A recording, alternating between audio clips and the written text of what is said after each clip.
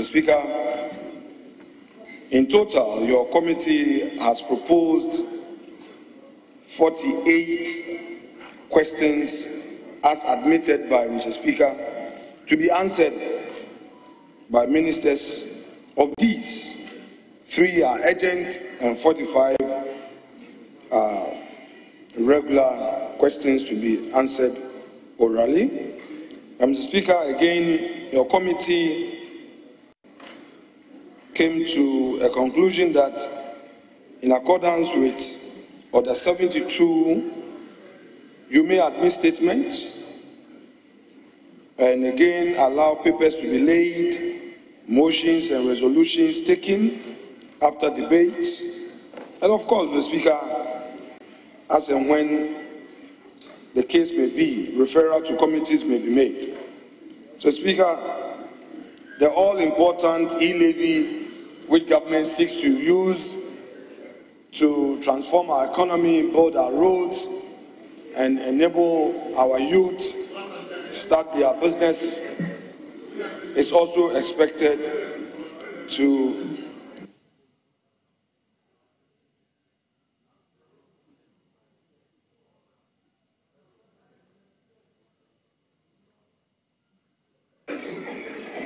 Mr. Speaker, the minority leader says I should ignore the minority chief whip for heckling me. Mr. Speaker, having said so, I shall pray you, Mr. Speaker, to permit these proposals to be considered by the House in accordance with Order 162 and subject to Order 53 of the rules of this House. Mr. Speaker, attached here too is the order in which the business of the ensuing week has been programmed, and we have a number of questions for Tuesday, the 8th of February, and papers to be laid have also been advertised. And Mr. Speaker, if you go to Wednesday, similar approach is adopted, and all the way to, Mr. Speaker, Friday, where we have just some few only questions, Mr. Speaker. On Friday, we have questions and just one motion. So, Mr. Speaker, without more, I shall submit.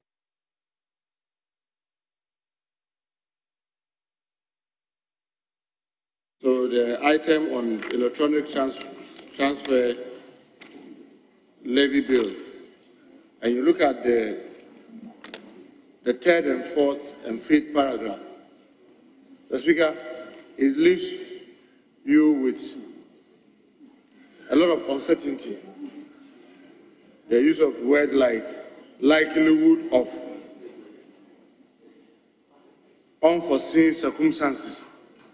Mr. Speaker, if you look at Order 160 of our standing orders, we are supposed to have business program in the House with certainty.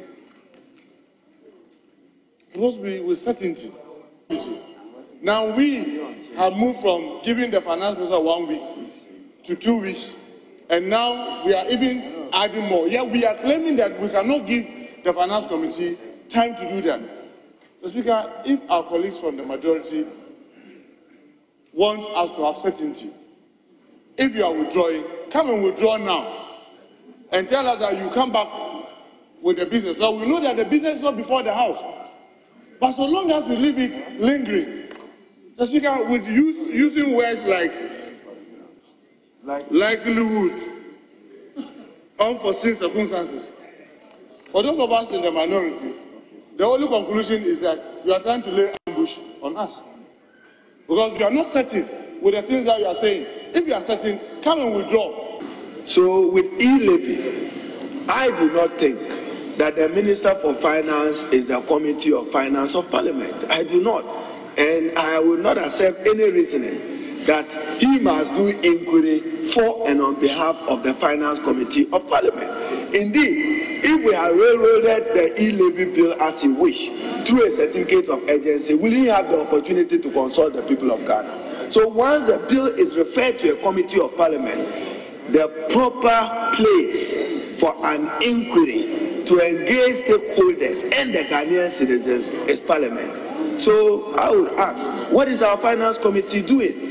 It is not for the Minister for Finance to go around the country. It's for our Committee on Finance. And Mr. Speaker, the matter of certainty and clarity that on Friday, 11 February, the bill may be withdrawn and a new bill may be introduced. Members need to know so that they plan their lives.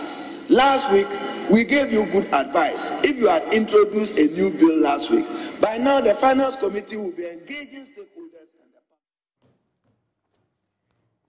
Well, that is the floor of Parliament and the entire talk about, well, the e-levy being suspended or withdrawn and to be brought back. What do you make of that, though? The minority has said that this is just, these are just some shenanigans, some attempts to let them not know when exactly this will be tabled on the floor of Parliament and to put them at a certain disadvantage. But others have said in respect of the Asin North Member of Parliament's situation, if I can still call him Member of Parliament, that the law is the law. Well, let's get into the papers this morning and find out what they reflect in respect of the e-levy and beyond. Joining us, Ernesto Yeboah, Commander-in-Chief of the Economic Fighters League. But let me start with some of the papers as Ernesto joins the conversation. The Daily Graphic this morning, and the banner headline, "Remove all toll booths, danger to motorists," and the National Road Safety Authority engineers are telling the ministry. I went through one of those areas which had a toll booth over the weekend. And interesting, I actually forgot that we're no longer taking, the tolls. And so I took out my 50 pesewa coin and was headed in a certain direction, only to remember that, we're actually no longer paying the tolls. I ended up laughing at myself. But according to the story, the Ministry of Roads and Highways has come under pressure to demolish all the 38 toll booths across the country which are not in use to prevent accidents and optimize road safety. The National Road Safety Authority and the Consulting Engineers Association have called on the ministry to remove the toll booths once they have no use for them. And that is the thrust of the entire directive, or at least what is being spoken of here. President tasks AU to reform global financial structure. Government implements 6 tax relief measures, and driver convicted of spilling concrete on the road. When you go to the middle spread of the paper, fighting Galamsey through alternative livelihoods, worthwhile endeavor. And on the back page, Mane, I'm talking about Sadio Mane, inspires Senegal to first African title. It was 2 Liverpool stalwarts, Sadio Mane versus Mo Salah, and it was Mane who carried the day, though he missed that penalty initially in the game. But let me say a very good morning to Ernesto Yeboah. Good morning, my brother. How are you? I'm good. You? By God's grace, I am very well. Nice. There are quite a number of issues that we have discussed in the last week or so, and I want to run some of them by you. Let me start with the issue of this MCE for Sekondi Takoradi, who has been mired in a whole lot of trouble. I'm sure you've heard the audio. Have you listened to the audio, Ernesto Yeboah? No, I haven't, but okay. I've definitely followed social media commentary, and it doesn't look like the public has been kind to him. It doesn't look like the public has been kind to him. Yeah, in terms of the public outlash and all of that. And sometimes, people need to be understood within the full context. And I would hope that a full investigation, because from the commentary, what I get is that he didn't know he was being recorded. That's one. The police officer knew he was recording. That's two. So if you are should you know you're being recorded? You're a public official. Should you know you're being recorded, and would that determine how you act, regardless of the context? And by the way, at a point in time, the police officer let him know that I am recording you, all the things you're saying, calling me ugly, stupid, you will transfer me to Enchi and all of that. I have captured it on my phone. And he even attempted, the MCE attempted snatching the phone of the police officer. So does it matter? Yeah, I mean, I knew I was coming on TV. This is obviously not how I was dressed. But the moment I was told, hey, you are coming on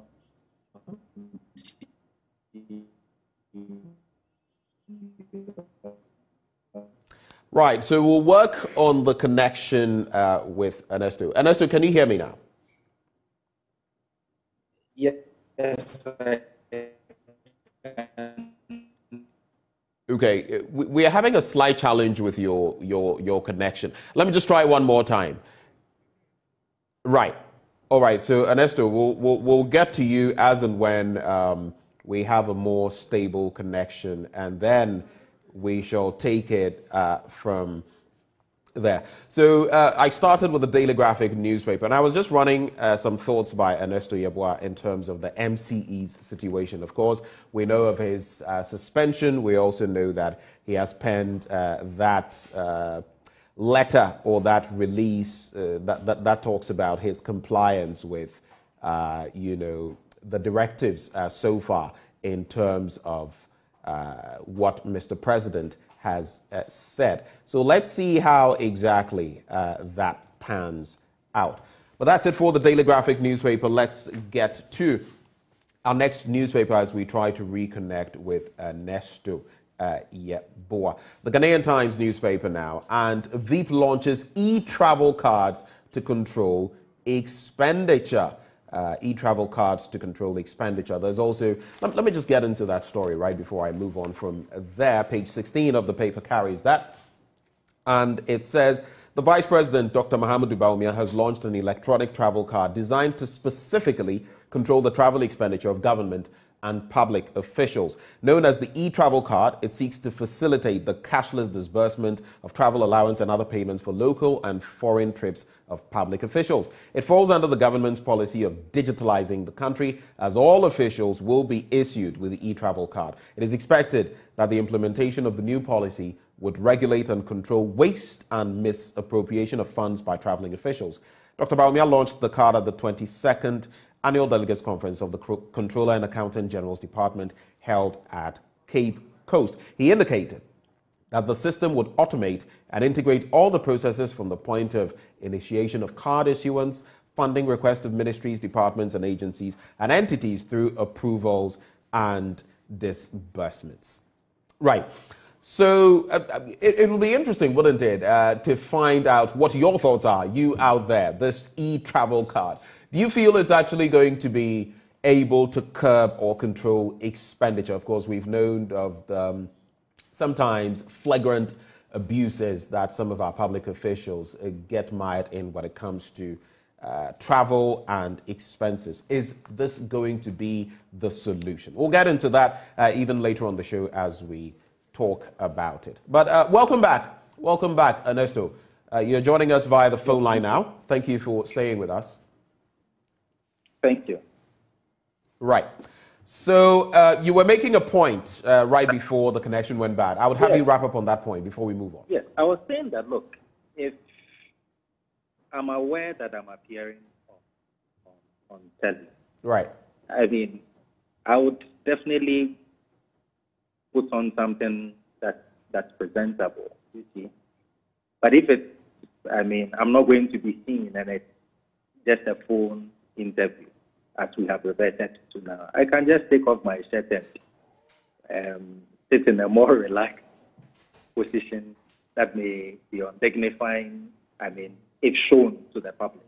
So that act of recording, I wouldn't condemn it, but I think that in terms of how we judge or how we make pronouncements on the DC, we need to factor that that as well. Let me just ask you a question, Ernesto. Are you suggesting that, and of course, even in a court of law, there are contexts where you cannot just record someone and take them to court and say that this is my evidence. Yes, I understand that. But even in a court of law, sometimes these are acceptable based on context. Are you suggesting, for example, if I, Benjamin Akakpo, were to be somewhere on one of our roads and maybe I had flouted one of our regulations, our road regulations, and then I ended up slapping a police officer, the MTTD officer who had accosted me, beating him up and all of that, or something of the sort, it would be okay once I didn't know I was being shot on camera or something of the sort. If I had a verbal exchange saying all manner of nasty things, it would be okay because I didn't know I was being recorded. No, is that what you're suggesting? No, that's not what I'm suggesting. And I'm sure you know what I'm actually suggesting. I don't know, which is why I'm asking. I'm saying that we need to be a bit kind to the man in terms of, or open-minded, if you ask. I see. In terms of how we pass judgment. And given that the matter is in court, I think sometimes we might actually be wrong. The court may see it different. Right. So given that the matter is in court and the extent of investigation is not fully disclosed yet, right. I would rather hasten slowly when coming at some point. Well, I agree with you, Ernesto, but you cannot take away the angst of the public when it comes to some of the MCE's choice of words. So I guess it's a balance in there. But of course, we'll leave it to the committee investigating the matter to come out with its own report. Of course, the police is also delving into the matter. But quickly, Ernesto, we've heard of this latest development, and I just want to run it by you. So S&P Global rates Ghana positively, and it says Ghana's growth prospects look bright, but Moody's disagrees. So here's the latest when it comes to our economy, and I know you are particularly concerned about that. Page 16 of the the Ghanaian Times newspaper, it says Standard & Poor's Global, an international rating agency, has rated the Ghanaian economy positively in its latest assessment of the country. S&P Global in its latest assessment rated Ghana at B negative or B with a stable outlook. The latest rating affirmed Ghana's B minus rating with a stable outlook, which S&P Global did in February, on February the 4th, 2021. Now, a statement on S&P Global latest rating on Ghana made available to the Ghanaian Times said the country's positive rating was influenced by, quote, Ghana's solid growth prospects with real gross domestic product growth projected to average close to 5% per year over 2022 to 2025. Here's the interesting bit, though. We've had some of these other ratings agencies not give us the best. Moody's disagrees, of course, and they have downgraded us to as low as C. That has been contested. What do you really feel this means for our economy, looking at the fact that fuel prices are up, and I'll be talking to you about some transport fare hikes today and all of that. What does all of this mean to you? Is it a positive development for the Ghanaian? You really want to know what I really think? I really want to know what you think, Ernesto. You know, Ben, we are saddled in debt already. And so anything that makes us attractive for more debt is something that I discourage. Right. Because when you talk about credit rating, basically what you are saying is you are looking at an evaluation of the credit risk of a prospective debtor. Right. In this case, Ghana. Mm-hmm. And we are in so much debt already. So me just quoting about credit rating, many of the economic jargon, honestly, when you apply it within a specific context, makes absolutely no sense. And so, yes, are you suggesting that a lot of the time what these agencies and the rest tell us don't reflect in our day-to-day lives? Is that what you're saying? one, they don't reflect, and then two, even when they do, they don't necessarily apply, in our case. I would move for or join any cause by the people not to go for more debt or not to incur more debt. You understand? So when these credit ratings feature and put Ghana in such a good light for credit, I'm scared. You're scared. Are you still with us, Ernesto? Yes, I'm here. Okay, so it scares you. Yes. How do you relate then to the e-levy, for example? Now, just because we're talking of the economic situation we find ourselves in, you would want to put side by side the e-levy versus going to the IMF. 16 IMF programs. What do we have to show for them? Structural adjustment in the 80s, and now, well, we're contemplating, at least some people are, some economists like Professor Bokpin are saying, go back to the IMF. But there's also the bit about the e-levy, for example, which also has its own catch, and a lot of Ghanaians have kicked against. What is your take on the e-levy, and what do you think? Should we go to the IMF? Well, it's not e-levy or IMF. I think those two options can be cleared off the table. We don't need e-levy, and we don't also need to go to the IMF. Okay. And what do we do then? How do we fill our revenue gaps? Reduce the pay of Article 71 office holders, abolish ex gratia, cut down on frivolous government expenses, such as the purchases of vehicles, seeking medical services outside, hiring of private jets for presidency, abolish the concessions for rich mineral, foreign companies. There are so many things that we can do. Re-establish control of ownership of our mineral and natural resources. Give Ghanaians 50% stake in that space. Make these mineral resources more meaningful. Include it in education curricula. Let people understand what gold is, how it is mined, and things like that. Put it in our curricula. We are here in this country only for people from China to come all the way, go into our forest because they understand gold is and how it is mined. So all of these things for me brings us to that conclusion that yes, we don't need e-levy and we don't have to go to the IMF. We simply have to do some of these things, and then that's it. There's a point that Prof makes, that Professor Bobkin makes, that I very much agree with. That you don't give a sports child more money. It is not more money that a sports child needs. Discipline is what a sports child needs. And at this moment, let us admit to ourselves that our government over the last 30 years have been very indisciplined with the management of our resources, if I should even use the word mismanagement. So these, for me, are what we have to be discussing, and not whether we go for e-levy or we go to the IMF. Right. I think the IMF, if they would be fair to themselves, somewhere in their mind, may even be tired of